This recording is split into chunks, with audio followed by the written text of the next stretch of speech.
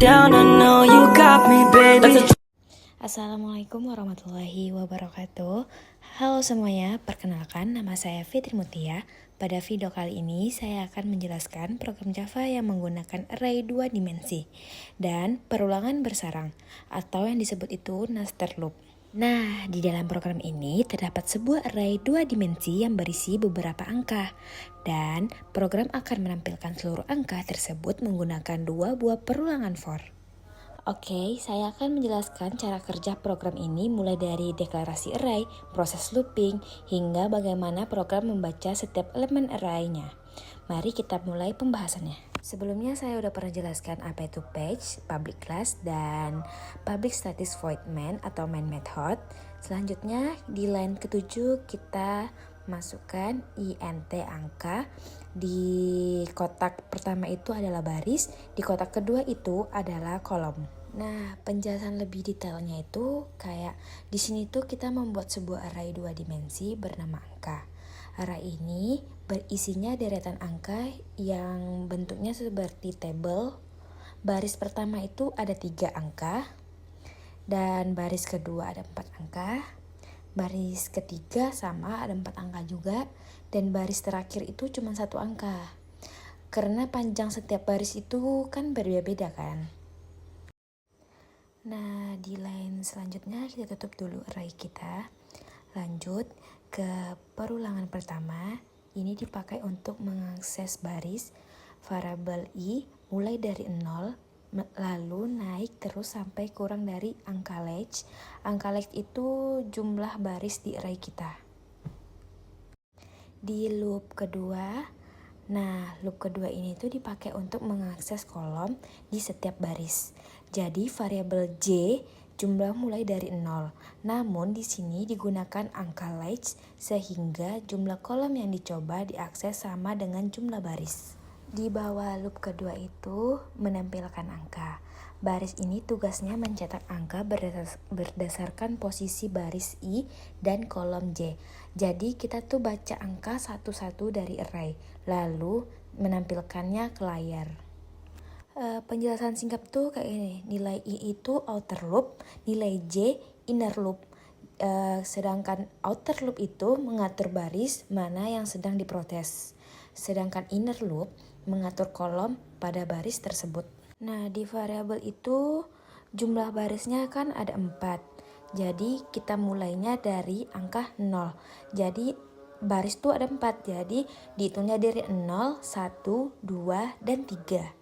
Sama seperti i, j juga dihitung dari 0.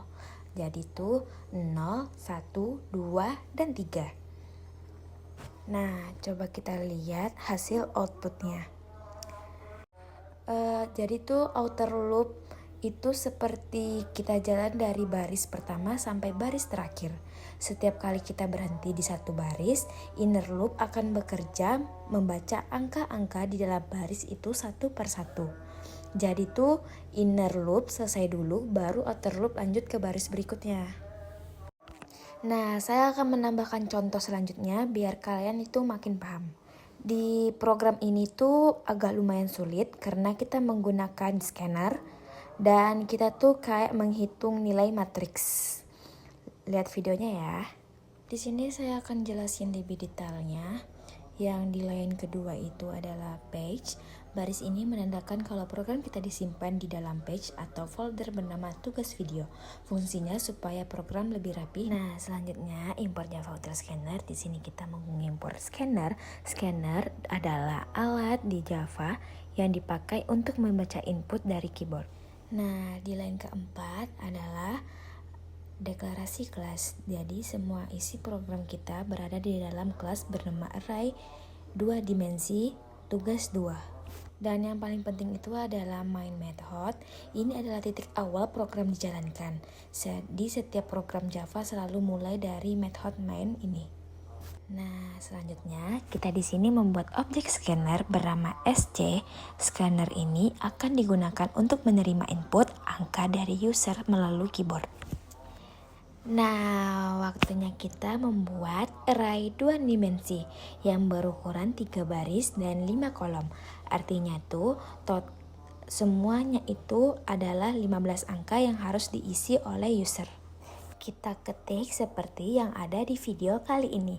Maaf semuanya sebelumnya karena saya mengetiknya lumayan lama, karena saya masih ragu juga, karena kita sama-sama pemula.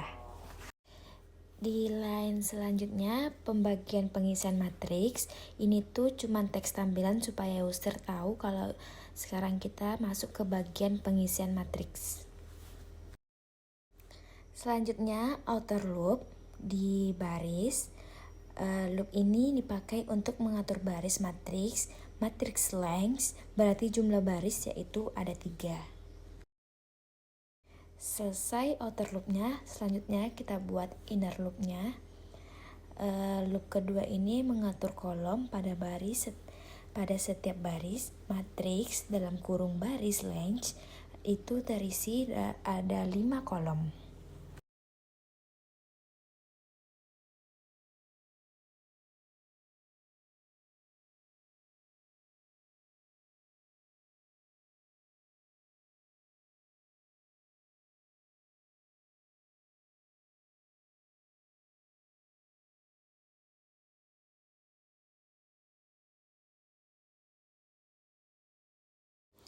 Selanjutnya kita ketik sesuai yang di video itu, yang artinya tuh pertama kita tampilkan posisi elemen, misalnya 0 atau 1. Lalu user tuh mengisi angka dan angka itu dimasukkan ke dalam array sesuai posisi tersebut.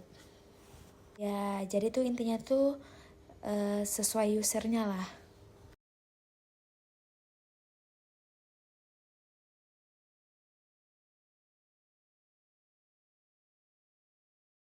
Nah, selanjutnya itu kita masuk ke pembagian menampilkan matriks. Ini tuh kayak judul untuk pembagian hasil akhir lah. Kita ketik tuh seperti yang ada di videonya. Selanjutnya kita ketik untuk outer loop. Untuk baris, perulangan ini membaca matriks per baris. Selanjutnya inner loop kolom, kita ketik seperti yang ada di video. Ini membaca angka per kolom lalu mencetak di dalam layar satu baris.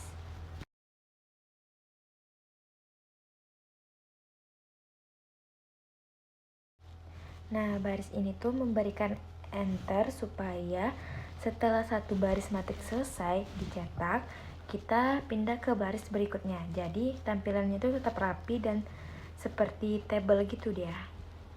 Saya tuh nggak usah ngejelasin si detail yang pertama karena cara kerja kode program ini tuh sama aja kayak kode program pertama itu.